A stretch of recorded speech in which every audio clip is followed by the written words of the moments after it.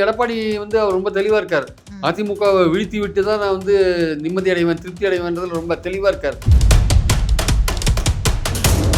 திமுக அதிமுக இணைய வேண்டிய அவசியமே இல்லை. திமுக வந்து அது தாவேகாவுக்கு போட்டியான ஒரு எதிர்கட்சியா இருக்கு. எதிர்கட்சியோட அது ஃபங்க்ஷன் பண்ணிட்டு இருக்கு. அதிமுக கரைஞ்சின்னு இருக்கு. அந்த கரைஞ்சிட்டு இருக்கிற அந்த கட்சியை பாஜகவே கண்டுக்கல.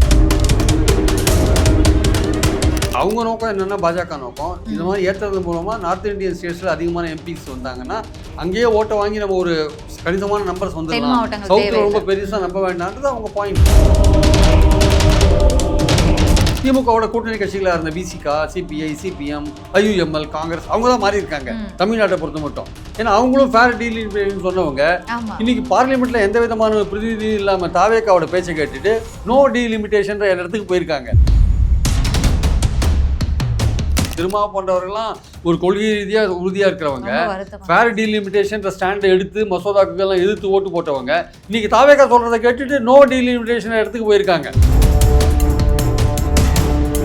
திமுகவோட பார்வை எப்படி இருக்குன்னா, இந்த டீலிமிட்டேஷனை தாண்டி என்ன இருக்குன்னா, இது முடிஞ்ச பிறகு ஒன் நேஷன் ஒன் எலெக்ஷன் கொண்டு வருவாங்க. அதுதான் நம்மளுடைய அல்டிமேட் கோல். அது ஆக்சுவலாக அப்போ 29 எலெக்ஷன் வந்துடும். இப்போ தாவேக்காவுக்கு ஒரு செக் வைக்கலாம் அப்படின்னா அந்த பாயிண்ட்ல தான் அந்த காயினை நகர்த்துறாங்க ஆக்சுவலாக.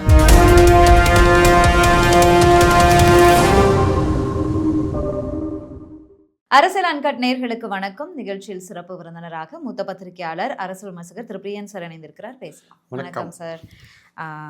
பாஜகவோடு திமுக நெருக்கம் காட்டுகிறதா, டீலிமிட்டேஷன்ல பாஜகவிற்கு ஆதரவு கொடுக்க போகிறது அப்படிங்கிற ஒரு விஷயத்த இங்கிருந்து தாவேகாவுடைய கூட்டணியில் இணைந்திருக்கக்கூடிய முன்னாள் திமுக கூட்டணியில் நின்று வெற்றி பெற்ற அமைச்சர்களாகட்டும் இல்லை சட்டமன்ற உறுப்பினர்கள் பேசிக்கிட்டு இருக்காங்க, தலைவர்கள் பேசிகிட்டு இருக்காங்க. இது அவங்க பேசிகிட்டு இருக்காங்களா அப்படின்னு பார்க்கும்போது பல ப்ரெஸ் மீட்லாம் திமுக தரப்புலேருந்து கொடுக்கப்பட்டது. உதயநிதி ஸ்டாலின் சட்டமன்றத்திலே வந்து ஆதவர்ஜுனா வச்ச கேள்விக்கு நீங்கள் இங்கே நடக்கக்கூடிய விவாதத்துக்கு, பட்ஜெட் மீதான விவாதத்துக்கு பதில் சொல்லுங்கள், தேவையில்லாமல் ஏன் பேசுறீங்க, எங்கள் தலைவர் முடிவு பண்ணுவாருன்ற மாதிரி அங்கே ஒரு விவாதம் போச்சு. தொடர்ந்து எதிர்க்கக்கூடியது எங்கள் தலைவர் தான் அப்படின்னு பேசினார். ஆனால் என்னன்னா ஒரு ட்விஸ்ட்டு, திமுகவினுடைய எம்பி கனிமொழி சோமா அவர்கள் ஒரு பிரஸ் மீட்ல சொல்லியிருக்காங்க, அரசியல்ல நிரந்தர எதிரி இல்லை, தமிழ்நாட்டு அவங்க மென்ஷன் பண்ண ஒரு லைன் என்னன்னா, தமிழ்நாட்டுக்கு அதிக எம்பிக்கள் கிடைக்கணும், அதற்கு என்ன தீர்வோ அதை தான் எங்கள் தலைவர் பண்ணுவார் அப்படின்னு சொல்லி தான் சொல்லியிருக்காங்க. நாங்கள் எதிர்க்கிறோனோ இல்லை எங்கள் நிலைப்பாடு ஆரம்பத்தில் என்ன இருந்துச்சோ அதுதான் இருக்கணும், அவங்க வந்து பதிவு பண்ணலை, தமிழ்நாட்டு நல்லதுக்கு நாங்கள் வந்து துணை நிற்போம், அது யாராக இருந்தாலும் அப்படின்னு சொல்லியிருக்காங்க. அப்போ நம்ம இங்கே நோட் பண்ண வேண்டியதாக இருக்கு. இல்லை கண்டிப்பாக. அதாவது வந்து திமுக மற்றும் அதோட கூட்டணி கட்சிகளாக எலெக்ஷனுக்கு முன்னாடி இருந்தவங்க கடந்த ஏப்ரல் மாதம் அந்த மசோதா வந்தபோது அவங்க வச்ச ஒரே விஷயம், இந்தியா கூட்டணி வச்ச ஒரே விஷயம் என்னன்னா ஃபேர் டீலிமிட்டேஷன். அதாவது எந்த மாநிலமும் பாதிக்கப்படக்கூடாது. ஒன்று வந்து நீங்கள் 543 வச்சுக்கோங்க, இல்லாட்டி வந்து அதை இன்க்ரீஸ் பண்ணிங்கன்னா அந்த இன்க்ரீஸ் பண்ண அளவில் 7.18% இப்போ இருக்கிற மாதிரி கொடுத்துடணும், இல்லை 50% கூட போட்டு கொடுத்துருங்க. இப்போ நான் 39 வச்சுக்கோங்க, எனக்கு 20 கூட சேர்த்து 59 கொடுத்துருங்க. அது பார்த்தீங்கன்னா 850 ஏற்றினாங்கன்னா அது 7.18% வரும். அது கிட்டத்தட்ட ஸோ அந்த மாதிரி கொடுத்துருங்கன்னு தான் இவங்க. அதாவது மாநிலத்துக்கு எந்த பாதிப்பும் வரக்கூடாது. அவங்க நோக்கம் என்னன்னா பாஜக நோக்கம் இந்த மாதிரி ஏற்றுறது மூலமா நார்த் இந்தியன் ஸ்டேட்ஸ்ல அதிகமான எம்பிஸ் வந்தாங்கன்னா அங்கேயே ஓட்டை வாங்கி நம்ம ஒரு கணிசமான நம்பர்ஸ் வந்துடலாம். சவுத்தில் ரொம்ப பெருசாக நம்ப வேண்டாம்ன்றது அவங்க பாயிண்ட். அதனால அவங்க வந்து பார்லிமெண்ட்டையும் பெருசாக கட்டாங்க, நம்பர்ஸை வந்து ஏற்றுறதுன்னு முடிவு பண்ணிட்டாங்க. அதுதான் அவங்க பாயிண்ட். ஆனால் இப்போ வந்து ஃபேர் டீலிமிட்டேஷன் சொன்ன திமுகவோட கூட்டணி கட்சிகள், முந்தி இருந்த கூட்டணி கட்சிகள் இப்போ அப்படியே இங்கே போயிட்டாங்க, தாவேக்காவுக்கு போயிட்டாங்க. தாவேக்காவுக்கு போயிட்டு இப்போ என்ன பண்ணுறாங்க, தாவேக்கால அவங்க என்ன சொல்கிறாங்க, நோ டீலிமிட்டேஷன் 543 ஏற்றவே கூடாதுன்றாங்க. ஆனால் பாஜக என்ன பண்ண போது 850 கண்டிப்பாக ஏற்ற போகுது. அதில் தமிழ்நாட்டுக்கு எவ்வளோ வரும்ன்றதான் எங்கள் பாயிண்ட். அப்போது இப்போ திமுகவோட நிலைமை என்ன, தமிழ்நாட்டுக்கு அட்வான்டேஜாக இருந்தால் நாங்கள் ஆதரிப்போம், 60, 59 வந்து ஆதரிப்போம். ஆனால் இவங்களோட நிலைமை என்னவா இருக்கும், தாவேக்காத கூட்டணி கட்சிகள் நோ டீலிமிட்டேஷன் 543 நிறுத்திக்கோங்கன்னு. அப்போ பாஜக நம்பரை ஏற்றும் போது இவங்க அதை ஆதரிச்சாங்கன்னா, ஆதரிக்க தமிழ்நாட்டுக்கு அதிகமாக வருது அதனால ஆதரிக்கணும்னு சொன்னாங்கன்னா, இல்லை இது ஏமாத்து வேலை, இப்போ இப்படி ஆதரிக்கிற மாதிரி மசோதா நிறைவேற்றுவாங்க, டீலிமிட்டேஷன் கமிட்டி வந்து அதை ரெடியூஸ் பண்ணிடுவாங்கன்னு ஒரு விஷயத்தை வச்சு, அதனால நோ டீலிமிட்டேஷன்ற ஒரு அந்த கோஷத்தில் வந்து முக்கியமாக தாவேக்காவும் அந்த கூட்டணி கட்சிகளும் இருப்பாங்க. இங்கே மாறினது யாருன்னு பார்த்தீங்கன்னா, திமுகவோட கூட்டணி கட்சிகளாக இருந்த VCK, CBI, CPM, IUML, Congress அவங்க தான் மாறி இருக்காங்க தமிழ்நாட்டை பொறுத்த மட்டும். ஏன்னா அவங்களும் ஃபேர் டீலிமிட்டேஷன் சொன்னவங்க இன்னைக்கு பார்லிமெண்ட்ல எந்த விதமான பிரதிநிதி இல்லாமல் தாவேக்காவோட பேச்சை கேட்டுட்டு நோ டீலிமிட்டேஷன் இடத்துக்கு போயிருக்காங்க. அவங்க ஸ்டாண்டை வந்து மாற்றிட்டு இருக்காங்க. அவங்க இப்போ இனிமேல் அந்த ஸ்டாண்டில் தான் இருக்கணும், ஏன்னா தாவேக்காவோட கூட்டணி கட்சியாக இருக்காங்க. அதனால தான் வந்து இந்த மேகதாது விஷயத்துலாம் ஆல் பார்ட்டி மீட்டிங் போடாத அதை வந்து திசை திருப்பறதுக்காக என்ன பண்ணாங்க, டக்குன்னு இப்போ எம்பிஸ் கூட்டத்தை கூட்டினாங்க. அதான் சொல்ல, இப்போ காவிரி இஷ்யூ தீவிரமா போயிட்டு இருக்கு, நீங்க அனைத்து கட்சி கூட்டத்தை கூட்டுங்க அப்படின்னு சொன்னா அனைத்து கட்சி கூட்ட வேண்டிய அவசியம் இல்லைன்னு சொல்றீங்க.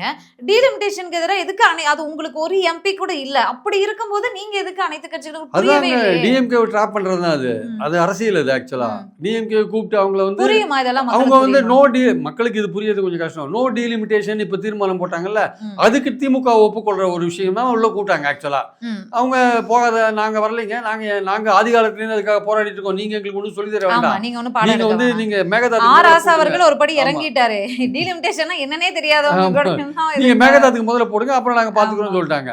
ஆனா இப்ப என்ன பண்ணாங்க, அந்த கூட்டணி கட்சிகளுக்கும் திமுகவோட இருந்த கூட்டணி கட்சிகளுக்கும் வேற வழி இல்ல, தாவேகாவுக்கு கதவை தலையாட்ட வேண்டிய கட்டாயத்தை தள்ளப்பட்டாங்க. திருமா போன்றவர்கள்லாம் ஒரு கொள்கை ரீதியா உறுதியா இருக்கிறவங்க, ஃபேர் டீலிமிட்டேஷன் ஸ்டாண்டை எடுத்து மசோதாக்கெல்லாம் எதிர்த்து ஓட்டு போட்டவங்க, இன்னைக்கு தாவேகா சொல்றதை கேட்டுட்டு நோ டீலிமிட்டேஷன் இடத்துக்கு போயிருக்காங்க. இப்படி வந்து திருமா போன்றவர்கள்லாம் மாறுறது ரொம்ப ஆச்சரியமா தான் இருக்கு. அது ஒரு பக்கம் இருக்கட்டும். பட் ஆனால் இப்போ உடனே என்ன பண்ணாங்க, இந்த கூட்டத்தை போட்ட உடனே பார்லிமெண்ட்ல எந்த விதமான ரெப்ரஸன்டேஷனும் இல்லை, தாவேகா சொல்றதை கேட்டு இவங்க ஆடிட்டு இருக்காங்க. இப்போ அடுத்தது என்ன பண்றாங்க, டக்குன்னு அசம்பிளியில தீர்மானம் கொண்டு வருவோன்றாங்க. இந்த நோ டீலிமிட்டேஷனுக்கு அசம்பிளியில், அப்ப அசம்பிளியில மறுபடியும் திமுக அங்க போய் என்ன பண்ணுவோம், திமுகவுக்கு எதிராக தான் நடத்துறாங்க. அதுல தமிழ்நாட்டுனால நாங்க திமுகவை கார்னர் பண்ணணும், திமுகவை பாஜகவை நோக்கி தள்ளணும், தமிழ்நாட்டுக்கு எதிரானது திமுக அப்படின்றத எஸ்டாப்ளிஷ் பண்ணணும் அப்படின்னு வந்து மக்கள்கிட்ட ஒரு விஷயம். இப்போ இது கலந்துக்காத எம்பிக்கள் கூட்டத்தை கலந்துக்காதே காங்கிரஸ் சொல்றாங்க. இப்போ கனிமொழி சோமு சொன்னாங்கல்ல, நண்பர்கள் எதிரி கிடையாதுன்னு, அதை வச்சுட்டு மானி தாக்கூர்னு சொல்றாரு. புதிய நண்பன் பாஜக, திமுகவுடைய புதிய நண்பன் பாஜகன்றார். பாஜக ஒன்றும் திமுக புதிய நண்பன் கிடையாது, பழைய நண்பன் தான். 99 நண்பன் தானே. அதனால மாறுகின்ற அரசியல் சூழல ஒவ்வொரு கட்சிகளையும் தன்னோட ஸ்டாண்டா மாறுது. அப்பயும் வந்து 8 வருஷமா நீங்க திமுக அணியில இருந்து பாஜக வித்து போரிட்டு இருந்தீங்க, நீங்க டக்குன்னு திமுக கூட்டணி கட்சி மாறுறாங்கல்ல, அதிகாரத்துல இடம் பிடிச்சாங்கல்ல.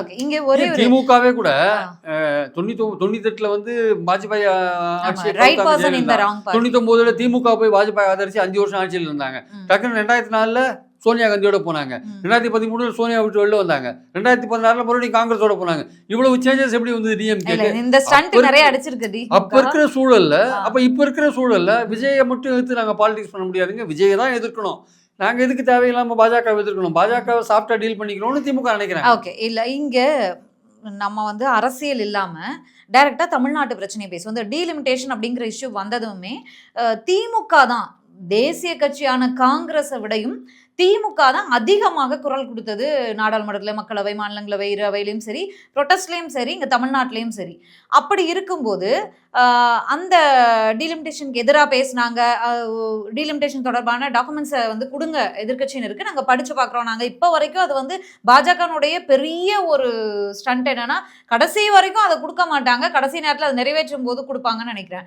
ஸோ இப்படியான நேரத்தில் 50% ஏற்றி தரோம்னு சொல்லிட்டு நாங்கள் 10 நிமிஷத்தில் மசோதாவை மாற்றி கொடுக்குறேன்னு சொல்லிட்டு போனவர் அப்புறம் வரவே இல்லை, வரல. அப்புறம் இன்னொன்று என்னன்னா, நாங்க வந்து குறைக்க மாட்டோங்கிற ஒரு உறுதியை தான் கொடுத்துருக்காங்க. எங்க கூட்ட மாட்டோம், ஈக்குவலா கொடுக்கல. இன்னைக்கு இது தமிழ்நாட்டுக்கு நல்லதா கெட்டது. திமுக வந்து மாறி இருக்காங்க. ஒரு விஷயம் என்னன்னா, தமிழ்நாட்டுக்கு எந்த கெடுதலும் வராத ஒரு ஸ்டாண்டை தான் எங்க தலைவர் எடுப்பாரு அப்படின்னு சொல்றாங்க. அப்ப தமிழ்நாட்டுக்கு எண்ணிக்கை கூடுது, எம்பி தொகுதி எண்ணிக்கை கூடுது அப்படின்னா அந்த டீலிமிட்டேஷனுக்கு திமுக ஆதரவு கொடுக்கும்ன்றத புரிஞ்சுக்க முடியுது. இது தமிழ்நாட்டுக்கு உண்மையாலுமே தமிழ்நாட்டுக்கு நல்லதா தீங்கானது? எண்ணிக்கை கூடுறது அந்த விஷயத்தில் ரொம்ப கேர்ஃபுல்லாக வந்து திமுக இருக்க வேண்டிய அவசியம் இருக்குது. இப்போ நோ டீலிமிட்டேஷன் தாவேகா அந்த கூட்டணி கட்சிகள் சொல்கிறது 543 ஏற்றக்கூடாது, அதே இதை மெயின்டைன் பண்ணுங்க, அதுக்குள்ளேயே நீங்கள் விமனுக்கெல்லாம் ரிசர்வேஷன் கொடுத்துக்கோங்க அப்படின்றத point no delimitation. But fair delimitation அப்படின்னு திமுக சொல்கிற ஒரு விஷயம் என்னன்னா, எண்ணிக்கை ஏற்றத்துக்கான வாய்ப்புகள் அதில் இருக்குது. இல்லை, ஆரம்பத்துலேருந்து அவங்க சொல்கிறது இதுதானே. அதான் அது ஒன்று வந்து நீங்கள் வந்து 2011 சென்சஸில் பண்ணாதீங்க, 1971 சென்சஸில் பண்ணுங்க. 2011 சென்சஸ்னால் மக்கள் எண்ணிக்கை, மக்கள் தொகையில் வந்து தமிழ்நாடு குறைஞ்சிருக்கு குடும்ப கட்டுப்பாடு இம்ப்ளிமெண்ட் பண்ணதுனால. அதனால 71 எடுத்துக்கணும். இல்லாட்டி நீங்கள் இன்னும் 25 வருஷம் எக்ஸ்டெண்ட் பண்ணுங்க. இந்த 25 வருஷம் எக்ஸ்டெண்ட் பண்ணுறது நடக்காது. அதே மாதிரி 2011 சென்சஸ் எடுத்தாலும் பிரச்சனை வரும். 71 சென்சஸ் ரொம்ப ஓல்டு. அதனால என்ன பண்ணுவாங்க, பாஜக 50% எல்லாருக்கும் ஏற்றுறேன்னு. அப்போது உத்தரப்பிரதேசத்தில் இப்போ 80 இருக்குது, அதில் 50% ஏற்றினா 120 மாறிடுவான். இப்போ நம்ம 39 இருக்கோம், நம்மளை விட டபுளாக இருக்கான் உத்தரப்பிரதேசம். இப்போ அவன் 120 ஆனா நம்ம வந்து 60 ஆகும், நம்ம 59 60, அப்போவும் அவன் டபுளாக தான் இருப்பான். அந்த ப்ரொபோர்ஷன் மாறலை. அப்போ இது பாஜக என்ன சொல்லும், இப்போ என்ன ப்ரொபோஷனில் உத்தரப்பிரதேசத்துக்கு உங்களுக்கு இருக்கும் அதே ப்ரொபோஷனில் தான் பின்னாடி இருக்கும். 850 ஆன பிறகு இருக்கும். அதனால் உங்களுக்கு ஒன்றும் பிரச்சனை இல்லை, உங்கள் எண்ணிக்கை ஏறுது அப்படின்வாங்க. அது வந்து தமிழ்நாட்டுக்கு நல்லது மாதிரி தெரிஞ்சா கூட இப்போ சமயத்துக்கு டீலிமிட்டேஷன் கமிட்டின்னு ஒன்று வரும். இது பார்லிமெண்ட்டில் ஏற்றின பிறகு அந்த டீலிமிட்டேஷன் கமிட்டி எல்லைகளை பிரிக்கும் பொழுது இல்லைங்க இதில் வந்து 60 பிரிக்கிற அளவுக்கு இங்கே ஒன்றும் இல்லை, ஒரு தொகுதிக்கு நாங்கள் 8 லட்சம் வச்சு பார்த்தபோது அப்படி இப்படி என்ன பண்ணி பார்த்தாலுமே நாங்கள் வந்து அதிகபட்சம் வந்து 35-40க்கு மேலே இங்கே போக மாட்டேங்குதுங்க, மக்கள் தொகை ரொம்ப கம்மியாக இருக்குது அப்படின்னு ஒரு இடத்துல போய் ஏதாவது நம்பர்ஸை டீலிமிட்டேஷன் கமிட்டி குறைச்சா வச்சுக்கோங்களேன், அதை வந்து கோர்ட்டில் கூட சேலஞ்ச் பண்ண முடியாது. அப்போது பார்லிமெண்ட்டில் வந்து நீங்கள் மசோதா நிறைவேற்றும் போது என்ன பண்ணணும், எந்த காரணம் கொண்டும் டீலிமிட்டேஷன் கமிட்டி இந்த நம்பர்ஸில் தான் நீங்கள் வந்து அடிப்படையில். ஆமாம், அது வந்து எவ்வளவு நம்பர்ஸ் குறைஞ்சாலுமே மக்கள் தொகையோட நம்பர்ஸ் குறைஞ்சாலுமே நீங்கள் அந்த அடிப்படையில் தான் தமிழ்நாட்டை பிரிக்கணும். நீங்கள் வேற விதமாக பிரிக்கக்கூடாது. எப்படியும் அந்த 60ன்ற நம்பர் வந்தாலும் இல்லை 59ன்ற நம்பர் வந்தாலும் இல்லை மக்கள் தொகை அவ்வளோவா இல்லை, நாங்கள் ஒரு தொகுதிக்கு நாங்கள் ஒரு 8 லட்சம் வச்சு பிரிக்கிறோம், இல்லை ஒரு தொகுதிக்கு 6 லட்சம் வச்சு பிரிக்கிறோம், அப்படி பிரிக்கும் போது இங்கே வந்து 60 வர மாட்டேங்குதுங்க, இங்கே வந்து 45 தான் வருது அப்படின்னு சொல்லக்கூடாது. 50% ஏற்றி 60 கொடுத்தாங்கன்னா அந்த 60க்கு அந்த மக்கள் தொகையை டிஸ்ட்ரிபியூட் பண்ணணும். அப்படி டிஸ்ட்ரிபியூட் பண்ணி தொகுதியில் பிரிச்சிங்கன்னா பெட்டரு அப்படின்னு திமுக வற்புறுத்தி கரெக்டாக இந்த மசோதாவில் இடம்பெற வச்சாங்கன்னா அது தமிழ்நாட்டுக்கு நல்லது. இல்லை இப்போ இல்லைங்க 50% ஏற்றி கொடுத்துட்டோங்க அப்படின்னு சொல்லிட்டு அதை தான் அந்த ஷெட்யூல் போட சொல்கிறாங்க. அந்த ஒரு மசோதாவில் எந்தெந்த ஸ்டேட்டுக்கு எவ்வளோ ஏற்றினா எவ்வளோ வருது ஷெட்யூல். அப்போது அந்த சட்டத்தில் வந்து இடம்பெற்றால் அந்த நம்பர்ஸை வந்து டீலிமிட்டேஷன் கமிட்டி மாற்றவே கூடாது. ஆனால் இவங்க என்ன சொல்லுவாங்க, தாவேக்கான் கூட்டணி கட்சிகள் இல்லை டீலிமிட்டேஷன் கமிட்டி அதை மாற்றிடுவாங்க அப்படின்னு சொல்கிறாங்க. ஆனால் ஒரு 2 பங்கு பார்லிமெண்ட் அதை அப்ரூவ் பண்ணும்போது அது வந்து டீலிமிட்டேஷன் கமிட்டி அதை வந்து மாற்றத்துக்கான வாய்ப்புகள் ரொம்ப ரொம்ப குறைவு. என்ன டைரக்ஷன் கொடுத்துருக்காங்களோ அதில் தான் பண்ணணும், அது இண்டிபெண்ட்டாக அது பண்ணுறதுக்கான வாய்ப்புகள் கிடையாது. இருந்தாலுமே அந்த இதில் ஒரு பாலிடிக்ஸ் வந்து தாவேக்கா பண்ணுவாங்க. அவங்க வேணா பாஜகவோட வந்து திமுக வந்து தமிழ்நாட்டுக்கு நல்லதுன்னு திமுக சொன்னா கூட இல்லை தமிழ்நாட்டுக்கு ஒரு கெடுதல் நடந்துரும்ன்ற மாதிரி விஷயத்தை அவங்க சொல்லுவாங்க. நாங்கள் வந்து நோ டீலிமிட்டேஷன் சொல்கிறோம், இவங்க வந்து ஃபேர் டீலிமிட்டேஷனில் தற்சமயத்துக்கு பெனிஃபிட் ஆகிற மாதிரி தெரியும். ஆனால் எதிர்காலத்தில் இன்னொரு 15 வருஷம் கழிச்சு இன்னொரு டீலிமிட்டேஷன் கமிட்டி வந்து அவன் வந்து குறைச்சிட்டானா மக்கள் தொகை கணக்குப்படி குறைச்சிட்டானா பண்ணுறது. அப்போது இப்போ நடக்கிற டீலிமிட்டேஷன்லையும் நம்ம வந்து அந்த 60, 59, 50% ஏற்றி கொடுத்ததை என்ஷூர் பண்ணணும். இன்னும் 15 வருஷம் கழிச்சு நடக்க போகிற விஷயத்துலையும் வந்து எந்த விதத்துலையும் இந்த 50%க்கு பாதகம் வரக்கூடாது, மக்கள் தொகையை கணக்கில் எடுத்துக்கூடாதுன்ற விஷயத்தையும் நம்ம இந்த மசோதாவில் கொண்டு வரணும். ஸோ இப்போதைக்கும் நம்மளோட தமிழ்நாட்டுடைய நலனை கருத்தில் எடுத்துக்கணும், எதிர்காலத்திலையும் கருத்தில் எடுத்துட்டு இதெல்லாம் நடத்தணும். அது திமுக நான் கேள்விப்பட்ட வரையும் என்ன ஐடியா வச்சுருக்காங்கன்னா, இந்த 60ன்ற இடத்த வந்து அவங்க கொடுத்தாங்கன்னா இந்த டீலிமிட்டேஷனில் நாங்கள் சொல்கிற எல்லைகள் படி தான் நீங்கள் பிரிக்கணும், அதை அன்அஃபிஷியலாக நீங்கள் ஒத்துட்டீங்கன்னா நாங்கள் ஆதரிக்கிறோம் அப்படின்ற மாதிரி ஒரு டீல் போட்டுருக்கதா கேள்விப்பட்டேன். நாங்கள் சொல்கிற எல்லை படி தான் நீங்கள் பிரிக்கணும் அப்படின்ற மாதிரி. ஏன்னா அன்அஃபிஷியலாக வந்து இல்லைங்க இந்த பிரிக்கிறத வந்து நாங்கள் சொல்லி பிரிங்க, நீங்கள் கண்ணாப்பிலாம் பிரிச்சிடாதீங்க. நீங்கள் யூபியிலலாம் வந்து அவங்க வேற ஐடியாவில் பிரிக்கிறாங்க. சப்போஸ் அவங்களுக்கு எதிராக ஓட்டு போடுறவங்களை வந்து ஒரு இடத்துல பாதியாக பிரித்து விட்டுறது, ஸோ தட் அவங்க டிசைட் பண்ண முடியாது. உதாரணமாக மைனாரிட்டிஸ் ஓட்டு வச்சுக்கோங்களேன், மைனாரிட்டி ஒரு தொகுதியில் போட்டால் வெற்றி பெற நிலைமையில் இருக்கும்போது அதில் ஒரு பாதி மைனாரிட்டி தூக்கி அடுத்த தொகுதியில் போட்டிங்கன்னா அந்த தொகுதியில் வெற்றி பெறதுக்கு வாய்ப்பை வெற்றி அடைய வைக்கிற வாய்ப்பை இழந்துருவாங்கல்ல. அந்த மாதிரிலாம் அவங்க பண்ணுறதுக்கான வாய்ப்புகள் இருக்குது. அப்போ தமிழ்நாட்டில் அந்த மாதிரி பண்ண போகிறாங்கன்னு திமுக வந்து ஒரு மாதிரி பேச்சுவார்த்தை நடத்துகிறாங்க. நீங்கள் 60 கொடுக்கறது மட்டும் இல்லாமல் அந்த டீலிமிட்டேஷனை நாங்கள் வந்து அதை பிரித்து தரோம், எங்களுடைய சாட்டிஸ்ஃபேக்ஷனுக்கு ஏற்றபடி நீங்கள் அதை பிரிக்கணும் அப்படின்ற மாதிரிலாம் ஒரு டீல் பேசியிருக்காங்க. ஏன்னா 22 எம்பிக்கள்லாம் சாதாரண விஷயம் இல்லை. 22 எம்பிக்களை சேர்த்தாலுமே அவங்களுக்கு 14 எம்பி ஷார்ட்டேஜாக இருக்குது 360க்கு 2/3. அப்போ 22 போச்சுன்னா என்ன பண்ணுறது, இன்னும் ரொம்ப ஷார்ட்டேஜ் ஆகும், மசோதா நிறைவேறாது. அதனால் திமுக இருக்கிறது பெட்டர் அவங்க நினைக்கிறாங்க. பேச்சுவார்த்தை ஒரு பேக்ரவுண்டில் போயிட்டு வச்சுக்கோங்க, அது எப்படி நடக்கும்னு சொல்ல முடியாது. ஆனால் எப்படி பார்த்தாலுமே தாவேக்கா வந்து இதை பாலிடிக்ஸாக பண்ணுறது அல்லது அதோட கூட்டணி கட்சிகள் பாலிடிக்ஸாக பண்ணுறதுன்னு முடிவு பண்ணிட்டாங்க. எண்ணிக்கை இங்கே ஏற்றினா கூட இந்த ஏற்றின எண்ணிக்கை வந்து தமிழ்நாட்டுக்கு நிரந்தரமாக இருக்காது, அதில் ஒரு கை வச்சுருவாங்க அப்படின்னு. ஆனால் திமுகவோட பார்வை எப்படி இருக்குன்னா, இந்த டீலிமிட்டேஷனை தாண்டி என்ன இருக்குன்னா, இது முடிஞ்ச பிறகு 1 நேஷன் 1 எலெக்ஷன் கொண்டு வருவாங்க. அதுதான் நம்மளுடைய அல்டிமேட் கோல் அது ஆக்சுவலாக. அப்போது 29 எலெக்ஷன் வந்துடும். இப்போ தாவேக்காவுக்கு ஒரு செக் வைக்கலாம் அப்படின்னா அந்த பாயிண்ட்ல தான் அந்த காயினை நகர்த்துறாங்க ஆக்சுவலாக. ஸோ தாவேக்காவுக்கு அவங்க பண்ணுறாங்க, அவங்களும் ஒரு பாலிடிக்ஸ் பண்ணுறாங்க. ஆன்டி பிஜேபி ஓட்டை வந்து திமுக பிடுங்கணுன்றதுக்காக இவங்க வந்து பாஜகவை ஆதரிக்கிறாங்கன்ற ஒரு விஷயத்த கலப்புறாங்க. இல்லைங்க நாங்கள் தமிழ்நாட்டுக்கு நல்லது தான் பண்ணுறோம், பாருங்கள் அதிகமான தொகுதி கிடச்சிருக்குன்னு இவங்க சொல்கிறாங்க. இல்லை இது டெம்பரரியாக தான் கிடச்சிருக்கு, இது நிரந்தரமாக இருக்காதுன்னு இவங்க சொல்லுவாங்க. அது நோ டீலிமிட்டேஷன் அவங்க சொல்லுவாங்க. இந்த சிக்கல் வந்து போயிட்டே இருக்கும். அல்டிமேட்டாக வந்து இது ஒரு பொலிட்டிக்கலாக தமிழ்நாட்டில் ஒரு எலெக்ஷன் இஷ்யூவாக கூட மாறும். ஓகே, இது ஒரு பெரிய ஒரு பிரபகண்டா. தாவேக்கா வந்து ஆட்சிக்கு வர்றதுக்கு முன்னாடியே வந்து பிரபகண்டாவை பரப்புறதுல அதில் ரொம்ப தீவிரமாக இருந்தாங்க. ஆமாம், அது அவங்களுக்கு கையும் கொடுத்துருக்கு. டீலிமிட்டேஷன் நம்ம பேசி முடிச்சிட்டோம், அது ஒரு அவங்க ஒன்று கிளப்பியிருக்கக்கூடிய ஒரு மிக பெரும் விஷயம் அந்த கூட்டணி. இன்னொரு விஷயம் என்னன்னா, நேற்று கூட அக்ரி கிருஷ்ணமூர்த்தி பிரஸ் மீட் கொடுத்தாரு. திமுகவும் அதிமுகவும் ஒன்றிணைய போறாங்க, கூட்டணி ஃபார்ம் பண்ண போறாங்க, எங்களை எதிர்க்கிறதுக்கு தனியா அவங்களால முடியாது அப்படிங்கிற ஒரு விஷயத்த கிளப்பி விட்டுருக்காங்க. இது அவரே பதில் கொடுத்திருக்காரு. இருந்தாலும் திமுக அதிமுகலாம் இணையிறது அதெல்லாம் அதுக்கெல்லாம் வாய்ப்புகள்லாம் ரொம்ப கம்மி. இல்ல ஆட்சிக்கு வந்தும் ஏன் இந்த மாதிரியான விஷயங்களை கிளப்பி விடுறதுலயே இல்ல சரியா அவங்களுக்கு இருக்காங்க. தாவேக்காவை பொறுத்த மட்டும் எங்க தாவேக்கா முதல்ல அதிமுகவை தாங்க அணுகினாங்க முதல்ல ஆட்சி அதான் அமைக்கிறதுக்கு. நான் பேச சொன்னேன். முதல்ல தாவேக்கா அதிமுகவை தான் அணுகினாங்க. எடப்பாடின்னு சொல்லிட்டாரு, நான் தான் சிஎம் சொல்லிட்டாரு, அதனால ஒர்க் அவுட் ஆகல கடைசியில. ஈவன் எலெக்ஷனுக்கு முன்னாடி கூட்டணிக்கும் அணுகினாங்க. ஆமா, அது அப்பவும் வந்து வேலுமணி அவர்களுமே சீஃப் மினிஸ்டர் கேண்டிடேட் நான் தான், எங்களுக்கு ஆனா தாவேக்கா எங்களுக்கு அதிகமான இடம் நாங்க தான் சிஎம் சொன்னதுனால அதுவும் இதாச்சு. பழனிசாமியோட பிடிவாதத்தினால தான் போச்சு. வேலுமணி சொல்றது கரெக்ட்.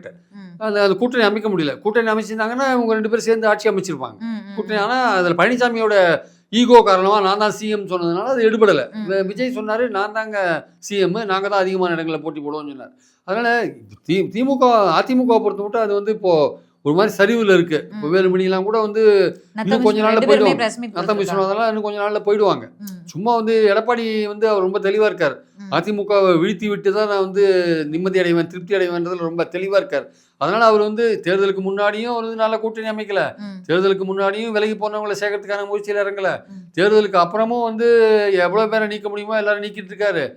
400 பொதுக்குழு உறுப்பினர்கள் நீக்கிட்டாருன்னு வேலுமணி சொல்றாரு. அப்போ அவர் என்ன நினைக்கிறாரு, நம்ம கையில கட்சி இருக்கு, நம்ம கையில ரெட்டையில இருக்கு, நமக்கு யாரை பத்தியும் கவலை வேண்டாம்னு நினைக்கிறாரு. அடுத்தது சேஃபா வந்து தன் பையன்கிட்ட வந்து கட்சியை கொடுக்கலான்னு அவருக்கு அவர் பையன் சொல்ற ஆளுங்களெல்லாம் மாவட்ட செயலராக போட்டு இருக்கிறதா அதிமுக சொல்றாங்க தொண்டர்கள். அதனால கீழ் லெவலில் தொண்டர்கள்லாம் கரைஞ்சு போயிட்டு இருக்காங்க. இன்னும் வந்து தாவேக்காவுக்கு பெரும்பான்மை போறாங்க, கொஞ்சம் பேர் திமுகவும் வந்துட்டு இருக்காங்க. அதனால இது வந்து திமுக அதிமுக இணைய வேண்டிய அவசியம் இல்லை. அந்த 40 எம்எல்ஏக்கள் வந்து இவர் கூட இருக்கிறது உண்மை. அதுல வந்து ஒரு 10 எம்எல்ஏக்கள் வந்து இப்போ இடைத்தேர்தல் அனௌன்ஸ் பண்ணாங்கன்னா இன்னொரு 10 எம்எல்ஏக்கள் வந்து தாவேக்காக போறதுக்கான வாய்ப்புகள் இருக்கு. எப்படி வந்து 22 தொகுதிக்கு இடைத்தேர்தல் நடந்தது 19ல, அந்த மாதிரி இப்போ நடக்கிறதுக்கான ஒரு வாய்ப்பு இருக்கு. ஒரு பொது தேர்தல் மாதிரி 22 தொகுதிக்கு இடைத்தேர்தல் நடக்கிறதுக்கான வாய்ப்பு இருக்கு. அதனால எடப்பாடி வந்து ஈகோ பார்த்துட்டு ஒரு சர்வாதிகாரத்தனமா தோற்றதுக்கான காரணங்கள் ஆராயாம விவாதிக்காம இதெல்லாம் பண்றாரு. திமுக அதிமுக இணைய வேண்டிய அவசியமே இல்லை. திமுக வந்து அது தாவேக்காவுக்கு போட்டியான ஒரு எதிர்கட்சியா இருக்கு, எதிர்கட்சியோட ஃபங்க்ஷன் பண்ணிட்டு இருக்கு. அதிமுக கரைஞ்சின்னு இருக்கு. அந்த கரைஞ்சிட்டு இருக்கிற அந்த கட்சியை பாஜகவே கண்டுக்கல ஆக்சுவலா வந்து. ஓகே, நன்றி சார். பொறுத்திருந்து பார்க்கலாம். டிமிலிட்டேஷன் நேரத்தில் நமக்கு தெரிய வரும் அவங்களுடைய நிலைப்பாடு என்ன அப்படிங்கிறதும். தாவேக்காவுடைய அரசியல் நடப்பு தொடர்பும் மீண்டும் பேசலாம். நன்றி. தேங்க்யூ.